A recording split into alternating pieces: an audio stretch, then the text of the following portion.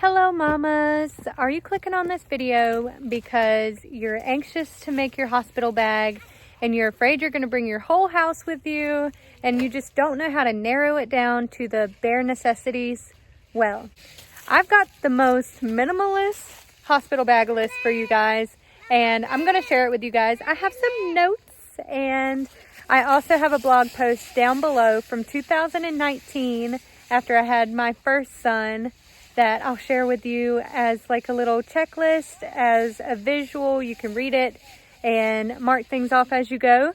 But I'm just going to talk with you guys and just ease your mind about all the crazy things people might tell you you might need at the hospital that you really don't. First of all, girl, you're gonna need some chapstick. When you're doing all that heavy breathing and pushing and possibly screaming, your lips are gonna get dry and crusty. So pack you some chapstick. Then pack yourself the most comfortable clothes. They're gonna make you change into a ugly old hospital gown, but afterwards, you're gonna need the most comfortable pajamas you can find. And then pack your significant other some clothes too, because he ain't gonna think about it, but go ahead and spot him on that. Pack yourself some flip-flops.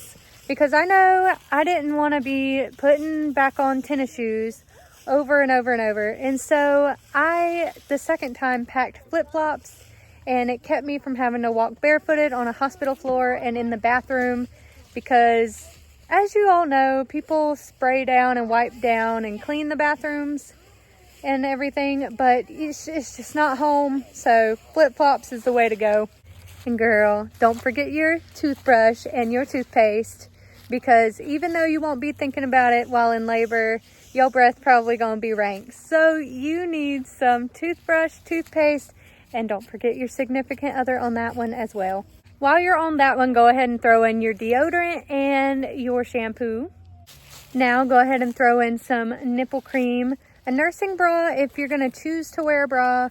Honestly, on my second birth, I did not wear a bra in the hospital.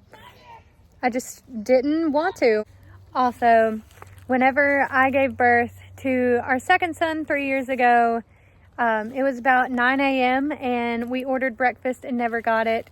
And if it wasn't for the chicken and a biscuit crackers and squirt cheese that I would have brought, I wouldn't have eaten anything that morning. So bring you some snacks, bring you some water bottles, just in case the hospital falters. We weren't happy about that, but we did get a steak dinner later on, so it was okay. But bring your own snacks just in case. That way you know you get something that you like. And after your labor, you will be so happy you did that. All right, this one might feel a little shameful and weird, but bring your preferred pads or bring adult diapers. Girl, I wore adult diapers that somebody gave me at the baby shower, and they were a game changer, not gonna lie. After I had gone home, I kept wearing them, and I think I bought one more pack of them for my postpartum. So don't sleep on adult diapers, especially if this is your first time around. Don't be embarrassed. I mean, you don't have to admit it to the world if you don't want to, like I just did. So just go for it. Bring whatever makes you comfortable in that area. The hospital ones are usually cheapo ones that don't have the wings on the side. So yeah, it's a heavier flow than a normal period for most people. So you're gonna want some heavy duty, just your preferred pads. I got a cranky bottom here. You wanna sit with me? Also, bring some Tylenol because you don't wanna be asking the nurses every time. If you can have something, you wanna have it on hand. That way, when you're hurting and you need to take something, you'll have it. And as far as baby stuff goes, they usually have diapers and wipes for the mom to use in the hospital and to take home. It's kind of like, for most hospitals, it's kind of like one of those situations where you go to a hotel and you can take the toilet paper and the soaps and stuff. It's kind of like that. And so take advantage of that. If you want some spare diapers and wipes just in case your hospital doesn't have that, it's totally up to you. But usually most hospitals have got you covered on that for the first couple of days at least.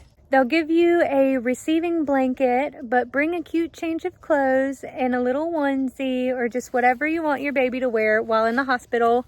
bring a newborn size, 0 to 3 months, and a preemie size, because you never know how big these babies are going to be when they come out. They surprise us sometimes.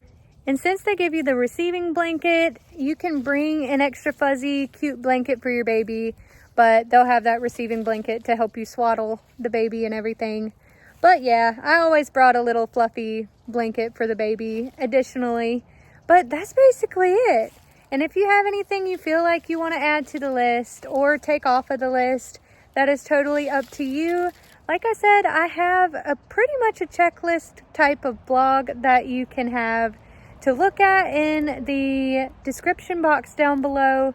So take advantage of that. I wrote it back in 2019 and I really didn't have anything to add to it. It's still staying true. I used it after my first pregnancy, realizing that I didn't need a bunch of the stuff that I ended up bringing. I used that second checklist for baby number 2. And so I hope this was helpful. And all you mamas, comment down below things that you added or would take away from the list. I just want to hear what you guys have to say, and I will talk to you guys soon.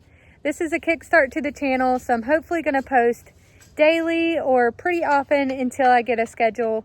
And so we hope that you will come back and subscribe and comment and like and all the good things. We'll see you soon.